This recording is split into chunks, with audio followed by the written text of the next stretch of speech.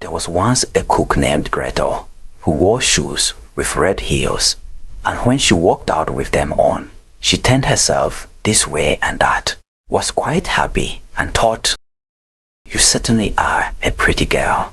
And when she came home, she drank, in her gladness of heart, a draught of wine, and as wine excites a desire to eat, she tasted the best of whatever she was cooking until she was satisfied and said, "The cook must know what the food is like." It came to pass that the master one day said to her, "Gretel, there is a guest coming this evening. Prepare me 2 fowls very daintily." "I will see to it, master," answered Gretel. She killed 2 fowls, scalded them, plucked them, put them on a spit, and towards evening set them before the fire, that they might roast.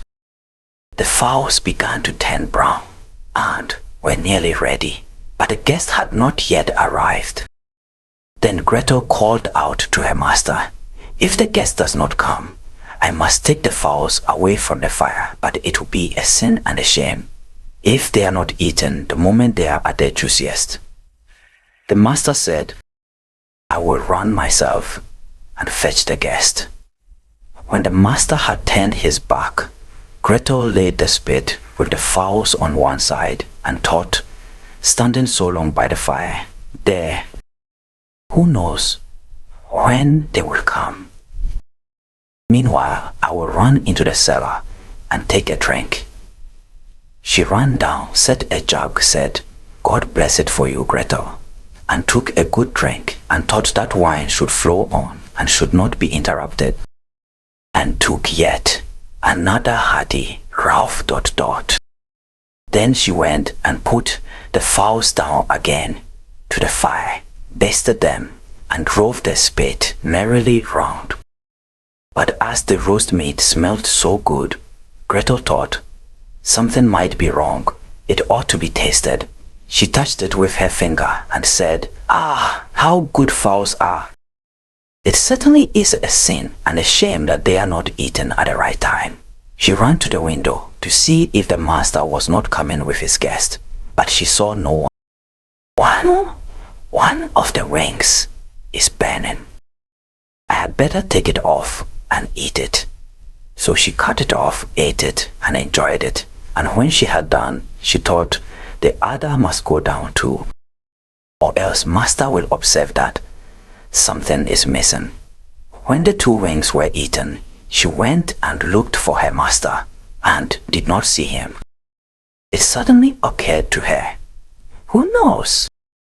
They are perhaps not coming at all and have turned in somewhere. Then she said, "Well, Gretel, enjoy yourself.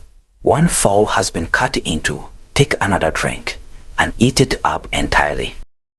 When it is eaten, you will have some peace. Why should God's good gifts be spoiled?" So she ran into the cellar again, took an enormous drink, and ate up the 1 chicken in great glee. When one of the chickens was swallowed down, and still her master did not come, Gretel looked at the other and said, "What one is, the other should be likewise. The 2 go together.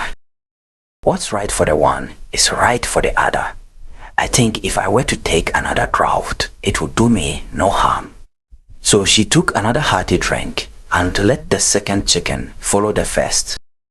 While she was making the most of it, her master came and cried, "Hurry up, Gretel.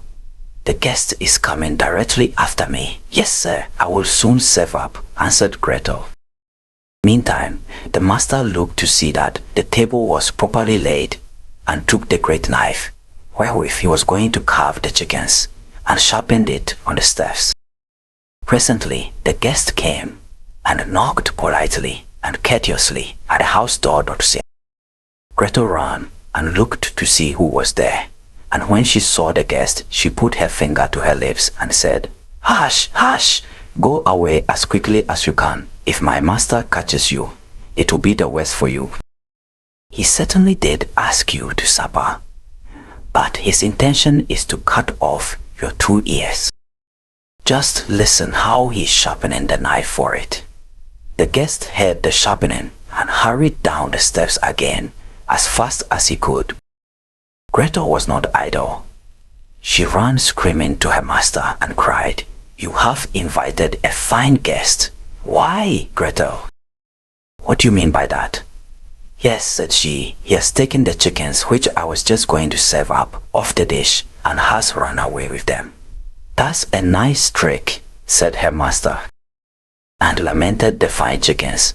"If he had but left me one, so that something remained for me to eat." He called to him to stop, but the guest pretended not to hear. Then he ran after him, with the knife still in his hand, crying, "Just one, just one," meaning that the guest should leave him just one chicken and not take both. The guest, however, thought no otherwise than that he was to give up one of his ears and ran as if fire were burning under him, in order to take them both with him